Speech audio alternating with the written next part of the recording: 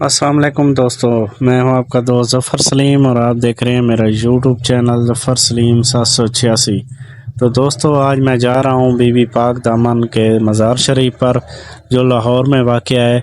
तो अब माशाल्लाह मुकम्मल हो चुका है और बहुत ही खूबसूरत बिल्डिंग बन चुकी है।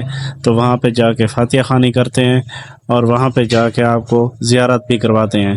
तो माशाल्लाह आप भी आएँ, ज़ियारत करें। माशाल्लाह इस हुकूमत को क्रेडिट जाता है, तो बहुत ही खूबसूरत बना हुआ है। तो एक बार आप ज़रूर आएँ यहाँ पे और फातिहा खानी करें।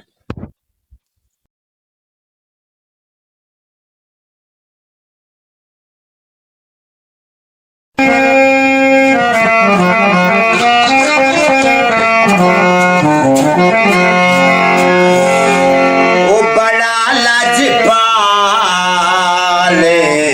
नी लगिया निभा जान दे जैंदे कोल तू सड़ी दे ओ अरशा दरा जान दे ओ बड़ा लजपाले